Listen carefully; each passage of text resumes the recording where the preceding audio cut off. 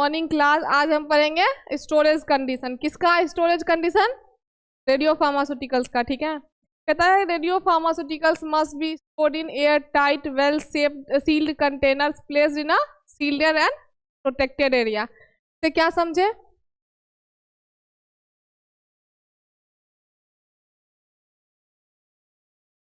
हाँ, कि सबसे पहले उसको हम जहाँ रख जिस कंटेनर में रखेंगे वो क्या हो, एयर, उसमें एयर जाने की स्पेस ना हो। दूसरा क्या है कि वेल सील्ड। तो एयर टाइट कंटेनर का मतलब वही हुआ कि वेल सील्ड, मतलब उसमें किसी भी तरह का कोई भी बाहरी चीज जाने की जगह ना बचे। फिर कहता है container placed in a sealed and protected area. अभी तुमने पीछे पढ़ा था ना कि जो भी वो रखाएगा वहां लेड का यूज होगा, है ना, उस तरीके की सील लगी होगी उसमें, ताकि उसमें और भी कोई तरह का रेडिएशन एंटर ना कर पाए। ठीक है, फिर कहता है कि this storage location should be comply with national and international regulatory guidelines established for handling and storing radioactive materials।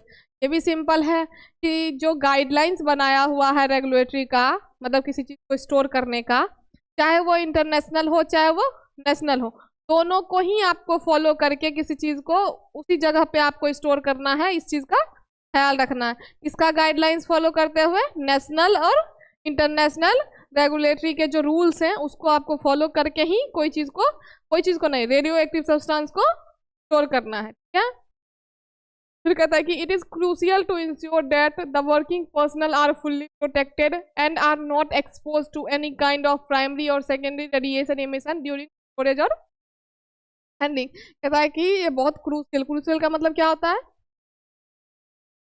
बहुत ही ज़्यादा डिफिकल्ट होता है, पता नहीं लगता है कि मतलब सही जो पर्सनल मतलब क्या हुआ यहाँ पे, कोई इंसान कि जो पर्सन रेडियो एक्टिव सब्सटेंस को हैंडल कर रहा है वो वाकई में प्रॉपरली प्रोटेक्टेड और सील्डेड है या नहीं है।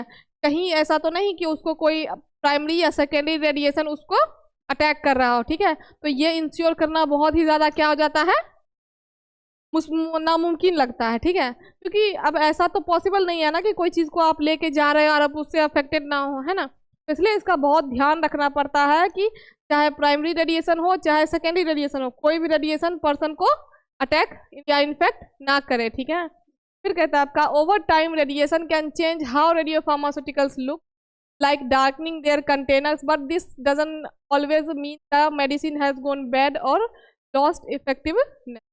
जैसे जैसे रेडियो स्टोर मतलब जितने भी आपके कंपाउंड हो गए रेडियो एक्टिव सब्सटेंस के, अगर वो स्टोर करते के रखते हो आप उसको, ठीक है, रखोगे, अगर मान लो ऐसा है कि समय के टाइम उनमें चेंजेस आ रहे हैं, ठीक है, तो जैसे कि मान लो कि लाइट कलर के थे डार्क में चेंज हो गए, कंटेनर का कलर चेंज हो गया, इसका मतलब ये नहीं है कि जो मेडिसिन है या ड्रग्स है उसकी प्रॉपर्टी भी खराब हो गई या इसका इफेक्ट लॉस हो गया। कुछ केसेस में होता होगा, लेकिन अक्सर ये होता है कि रेडियो एक्टिव फार्मास्यूटिकल सब्सटेंस में क्या होता है कि चेंजेस पाए जाते हैं। ठीक है, अगर आप उसको स्टोर करके रखते हो तो अगर किसी तरह का चेंजेस आए इसका मतलब ये नहीं कि वो खराब हो गया है। और अगर आपको लगे खराब हो भी गया तो उसके लिए उसको आपको चेक करना पड़ेगा कि इसकी लाइफ कितनी दिन की बची है, फिर उसके लाइफ को आपको खत्म करना है, तब जाके उसको डिस्पोज करना है। ठीक है, फिर कहता है कि since radio pharmaceutical possess short lives and may lose activity over time as isotopes decay। देखो अभी तुमने पढ़ा था कि जो भी किसी का 8 दिन था, किसी का 2.5 दिन था, किसी का 1.5 दिन था, ऐसे था ना। तो ऐसे में क्या कहता है कि जो इनका लाइफ होता है वो बहुत क्या होता है, शॉर्ट होता है। ठीक है, कहता है कि and may lose activity over time as isotopes decay. जैसे जैसे वो डिके होते जाते हैं वैसे ही उनकी एक्टिविटी भी क्या होती है, लो होता है, मतलब कि उनका सेल्फ लाइफ खत्म होते जाता है, वैसे वैसे उनकी एक्टिविटी भी लो होते जाती है। फिर कहता है कि they must be used promptly, इसीलिए सही टाइम पे उसका यूज आप कर लो। ठीक है, फिर कहता है कि the expiry date and recommended uses period must be clearly labelled on the container. अब ऑब्वियस सी बात है, किसी भी ड्रग्स पे तुम देखोगे उसका मैन्युफैक्चरिंग डेट और उसका एक्सपायरी डेट दोनों मेंशन रहता है। क्यों? क्योंकि कोई पर्सन इसको मतलब कि एक्सपायरी डेट होने के बाद ना ले ले। ठीक है, कि वो उनके बॉडी पे क्या करेगा, इफेक्ट शो करेगा। कुछ ऐसे ड्रग्स होते हैं जिस पे लिखा रहेगा कि 12 मंथ बेस्ट, तो उससे को हम मैन्युफैक्चरिंग डेट से लेके अभी तक का अंदाजा लगाते हैं कि 12 महीना हुआ या नहीं हुआ। ठीक है, तो ये इस तरीके का होता है कि क्योंकि उस पर लेबल होना चाहिए ताकि कोई भी किसी को भी क्या हो, prevent accidental administer of an ineffective product. अब जिसका लाइफ खत्म हो गया है, जिसका एक्सपायरी डेट एक्सपायर हो चुका है, उसकी इफेक्टिवनेस क्या होगी, नहीं होगी। तो इसीलिए इन इफेक्टिव ड्रग्स को लेने से बचने के लिए हमको क्या करना पड़ेगा, उस पर लेबल करना पड़ेगा कि कब उसकी एक्सपायरी डेट है और कब उसकी मैन्युफैक्चरिंग डेट है, ठीक है। फिर कहते हैं specially in the case of parental radio pharmaceutical which are administered directly into the body, it is essential that purity and sterility are maintained at all times throughout storage। देखो जब आप parental मतलब कि जो इंजेक्शन वगैरह के लिए use करते हो आप, ठीक है, कि ऑब्वियस सी बात है पेरेंटल प्रिपरेशन ऐसे भी बहुत ज़्यादा क्रूशियल होता है, ठीक है।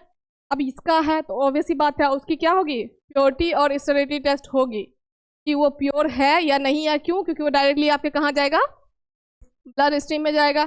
और स्टेरिलिटी मतलब उसमें माइक्रो ऑर्गेनिज्म फ्री होना चाहिए, ठीक है। वो टेस्ट होता है ताकि उसमें पता चलता है कि इसमें कोई माइक्रो ऑर्गेनिज्म का प्रेजेंस है या नहीं है, ठीक है। तो इन सब चीज़ों से क्या होना चाहिए, आपका प्रोडक्ट फ्री होना चाहिए, ठीक है, प्रॉपर प्योर होना चाहिए और proper other types of bacteria micro इन सब से फ्री होना चाहिए, ठीक है। फिर कहता है कि और उसका स्टोरेज जो है उसको टाइम टाइम पे आपको चेक करते रहना है। ये बात पीछे भी आपने पढ़ा था, ठीक है, कि ये नहीं कि रखा, उसको मॉनिटर करने पड़ता है, ठीक है, टाइम टाइम। फिर कहता है कि कहाँ गया, therefore maintaining optimum storage condition is extremely important to ensure the safety, efficacy and purity of formulation. देखो ऑब्वियस सी बात है उसका स्टोरेज का कंडीशन उसके अकॉर्डिंग ही आपको रखना पड़ेगा ताकि जो उसकी प्योरिटी है या उसकी सेफ्टी है, एफिकेसी है, ये सब बनी रहे, ठीक है। अगर आप उसके अनुसार वातावरण नहीं रखोगे, एनवायरनमेंट नहीं रखोगे तो वो क्या होगा, तो मतलब कि खराब हो जाएगा, है ना। तो इसलिए उसको आप ही के अकॉर्डिंग क्या करना है, एनवायरनमेंट देना है। देखो नॉर्मली किसी इंसान को अगर तुम जहाँ रहता है उससे उठा के दूर कर दो तो वो नहीं रह पाता है। तो जो वो तो केमिकल्स है, अगर उसको आप उनके अकॉर्डिंग एटमॉस्फेयर नहीं देते हो, स्टोरेज कंडीशन नहीं देते तो वो तो तुरंत खराब हो जाएंगे ना, वो रह ही नहीं पाएंगे उस कंडीशन में, उस एनवायरमेंट में, है ना। सबकी अपनी अपनी क्या होती है, एनवायरमेंटल कैपेसिटी होती है, ठीक है। फिर कहता है कि pharmaceutical applications of radio active substance. अब मतलब फार्मेसी में रेडियो एक्टिव सब्सटेंस का क्या क्या यूज है, ठीक है। तो कहता है कि थेरापुटिक एप्लीकेशन, थेरापुटिक में क्या होगा कि they use destructive power of radiation. कैसे, डिस्ट्रॉय एबनॉर्मली मल्टीप्लाइंग सेल्स, मतलब कैंसर सेल्स जो होते हैं मल्टीप्लाई होते जाते हैं, एकदम बहुत फास्ट ग्रो करते हैं, तो उसको क्या करेगा, ये डिस्ट्रॉय करेगा। फिर प्रिवेंट फर्दर ग्रोथ, आगे भी ग्रोथ करने से उनको रोकेगा। क्या होता है कि आपने पढ़ा कि जब सर्जरी हो जाता है फिर भी मेडिकेशन चलता है ताकि वो जो मतलब जितना हमने उसको कट करके निकाला उसके बाद भी ग्रोथ ना होने लगे, इसके लिए हम क्या करते हैं, मेडिकेशन चलाते हैं। फिर कहता है कि useful in cancer treatment where extensive therapy is use, जैसे रेडियोथेरेपी वगैरह यूज होता है तो उसमें भी आपका ये यूज।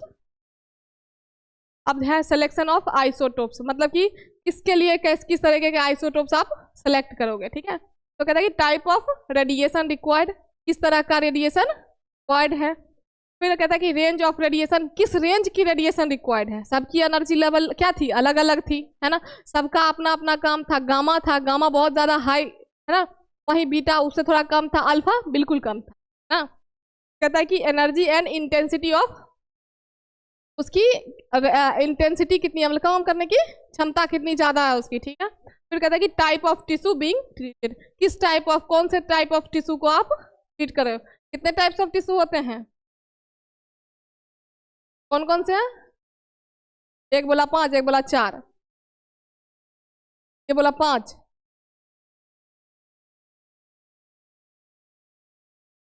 कौन कौन से होते हैं, connective tissue, epithelial tissue, nervous tissue, ठीक है। अब इसी पे डिपेंड करता है आपका ट्रीटमेंट कि कौन से टिश्यू को आप ट्रीट करो, किस टाइप ऑफ टिश्यू को आप, के अंदर भी सब टाइप होते हैं लेकिन उसको मेन जो होते हैं वो आपके। अब है रेडिएशन थेरेपी, क्या रेडिएशन थेरेपी में क्या है कि external and internal sources of radiation जो भी होगा, ठीक है, इसको हम नेक्स्ट क्लास में डिस्कस करेंगे।